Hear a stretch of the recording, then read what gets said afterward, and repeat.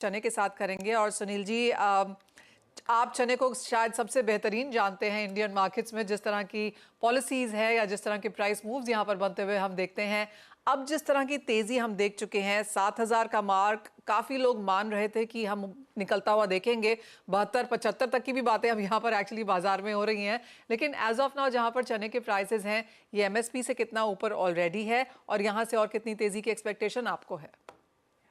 जी मनीषा जी, 7,000 के भाव जरूर निकले हैं, लेकिन वो लॉरेंस रोड में निकले हैं। जी। लॉरेंस रोड में दिल्ली के भाव जो 7,000 पार हुए हैं, मंडियों के भाव करीबन 65 रुपए हैं, जिसको हम कहेंगे कि 1,000 रुपए की तेजी एमएसपी से ऊपर है, जो कोई करीबन 20% की तेजी हमें देखने को मिल रही है। हम्म। जैसा कि आपके चैनल पे पहले भी बोलता रहा हूँ कि सबसे पहले जब हमें पता चला कि बिजाई कम है, हमने सरकार को इसके प्रति आगाह किया, सरकार ने मटर खोला। उसके बाद जो ही हमें पता लगा कि वेदर कंडीशन सही नहीं होने की वजह से यील्ड में कमी है, तो हमने सरकार को जाके वापिस वास्तु स्थिति का अवगत कराया और सरकार ने तुरंत एक्शन लिया और इंपोर्ट की ड्यूटी को जीरो किया, जिसकी वजह से हमारे यहाँ 10 लाख टन चना आने की करीबन स्थिति बन चुकी है। और जैसा मैंने पहले भी बोला कि मटर में 5 से 7 लाख टन चना जो है वो चने की तरफ डाइवर्ट होगा, तो करीबन हम 15 से 17% का हम भरपाई ऑलरेडी कर चुके हैं। और मैंने आपके पिछले शो में भी आपने पूछा था कि कहाँ तक तेजी जा सकती है, मैंने कहा कि जो सरकार ने स्टेप उठाया उसके हिसाब से मुझे नहीं लगता कि दिल्ली 75 या 73 के ऊपर जाना चाहिए, क्योंकि जो 10% की जो कमी है वो इतनी बड़ी कमी नहीं है, उसको कंपनसेट अब जो है डिमांड कम होके हो जाएगा। यदि चने के भाव 70-72 से ऊपर रहते हैं और दाल यदि 110 रुपए रिटेल में बिकती है, तो कंज्यूमर जो है वो सस्ती चना दाल होती है, चना दाल नहीं खा के मटर दाल खाने लगेगा, मसूर दाल खाने लगेगा, दूसरी दालों की तरफ डाइवर्ट हो जाएगा। दूसरा हमें ये भी देखना होगा, क्या सरकार अब मटर परचेज करके मटर भारत दाल में देगी? क्या मसूर दाल भारत दाल में देगी? यदि वो वहाँ देती है तो कहीं न कहीं कंपनसेट हो जाएगा। तो मुझे ये लगता है, मैं फिर अपनी बात को दोहराऊँगा, जी। क्योंकि तेजी जो आनी होती है कम सप्लाई की, वो या तो टाइम लिमिट में आती है या फिर बड़े टाइम लिमिट में आती है। चूँकि आजकल अ, ज़माना जो है वो सोशल मीडिया और इलेक्ट्रॉनिक मीडिया का हो गया है, सबको पता चल गया है, कंज्यूमर को भी पता चल गया है, कंज्यूमर भी अपना 3 महीने आगे का माल रख लेता है, मिलर भी ये सोचता है कहीं मुझे बाद में माल मिले नहीं मिले, 3 महीने आगे का माल रख लेता है। तो मुझे लगता है इसके चलते ये ज़्यादा या जल्दी इफ़ेक्ट आ गया और जो चने के भाव जो 72 रुपए दिल्ली बन चुके थे, वो बन चुके हैं और हमने ये देखा है कि 2 दिन में शायद कुछ सॉफ्ट भी हुआ है, जो द 200 रुपए की वापस मंदी आई है। आज के भाव चने के 7,000 7,025 दिल्ली है, हम्म। मंडियों के भाव 64 से 66। ऑलराइट। आप सरकार की बात करेंगे। जैसे आपने कहा कि सरकार के पास अब विकल्प है, भारत दाल में तो मटर और मसूर को लेकर भी है, प्रोक्योरमेंट के लिहाज से भी है।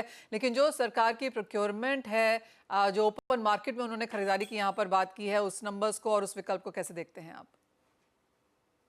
सरकार के पास मसूर और मटर दाल जो है, लेकिन जहाँ तक चने की बात है, चना मैंने फिर बोला, चूँकि चने के भाव यदि सरकार बढ़ाती है भाव, सरकार ने 5900 के भाव एमपी में खोले, मंडियों के भाव 6100 हो गए, सरकार ने 6,000 खोले, मंडियों के भाव 6200 हो गए। तो ये सरकार भी इस बात को समझती है, इसलिए इन्होंने अब भाव को बढ़ाना बंद कर दिया है। लेकिन मैं फिर ये कहूँगा कि हम चना खरीदने के ध्यान करने के बजाय, हमें मटर और मसूर दाल पे फ़ोकस करना चाहिए और वो जो है हमें गरीबों की थाली तक पहुँचाना चाहिए। हमें सबको देखना है, हमें इंडस्ट्री को देखना है, हमें उपभोक्ता को देखना है, हमें किसान को देखना है, हमें गरीब तबकों को देखना है।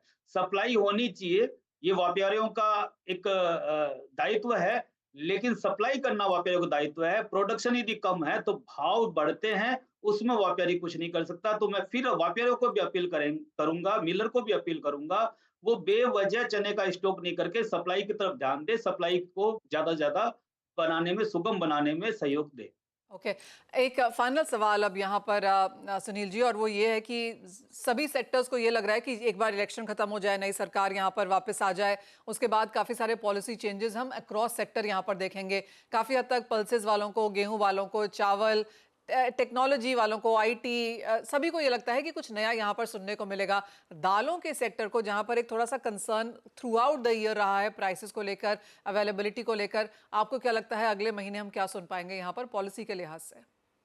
सरकार के पास ज़्यादा करने को कुछ नहीं है, जो अब मैं आपसे चर्चा कर चुका हूँ लगभग वही है, या तो भारत दाल में मसूर या मटर दाल दें। यदि सरकार स्टॉक लिमिट लाती है, तो मुझे लगता है वो सप्लाई तोड़ने के लिए होगा। सप्लाई हमेशा एक बार उसके लिए मंदी आएगी, लेकिन बाद में सप्लाई टूट जाएगी। मुझे ये लगता है यदि सरकार स्टॉक लिमिट सोचती भी है, तो 75 से ऊपर भाव जाते हैं और कहीं अगस्त-सितंबर में जाते हैं, तो वहाँ पे स्टॉक लिमिट यदि सरकार लाती है, तो सप्लाई को बढ़ा सकेगी। क्योंकि हमें जो कंसर्न रहेगा, वो अगस्त और सितंबर 2 ही महीना चने को लेके रहेगा। अक्टूबर ऑनवर्ड तो हमें तंजानिया, अफ्रीका देशों का और फिर ऑस्ट्रेलिया का चना हमें इम्पोर्ट के रूप में मिलने लगेगा। तो मुझे लगता है बहुत ज़्यादा चिंता करने की ज़रूरत नहीं है। मैंने पहले भी कहा था कि मई और जून कम रहती है डिमांड, डिमांड चने दाल की बिल्कुल नहीं है। मैंने जैसा बोला कि सबको ऐसा लगता है कहीं बाद में चना मिले, नहीं मिले, तो 3 महीने आगे का स्टॉक कंज्यूमर भी कर रहा है, उपभोक्ता भी कर रहा है। हम अपने घरों की बात करें तो घर में भी जब हम टीवी पे देखते हैं कि चने की फसल कम है, तो हम 2 महीने 3 महीने आगे की दाल ले आते हैं, बेसन ले आते हैं। तो ये एक मानव स्वभाव है जिसकी वजह से हमें लगता है कि ज़्यादा तेज़ी आ गई है। आगे मुझे नहीं लगता कि बहुत ज़्यादा चिंता करने की इसमें कोई आवश्यकता। ओके सुनील जी, एक फाइनल क्वेश्चन और डाल लेती हूँ यहाँ पर, और आपके हर आंसर में आप कह रहे हो जैसे मैंने पहले कहा था, तो वो सुनना अच्छा है क्योंकि आप ये सारी चीजें दोहरा रहे हैं और क्लियरली बाजार उस लिहाज से गए भी हैं। आप कहेंगे जो हायर प्राइस था ज्यादातर दालों में, अब वो बन चुका है?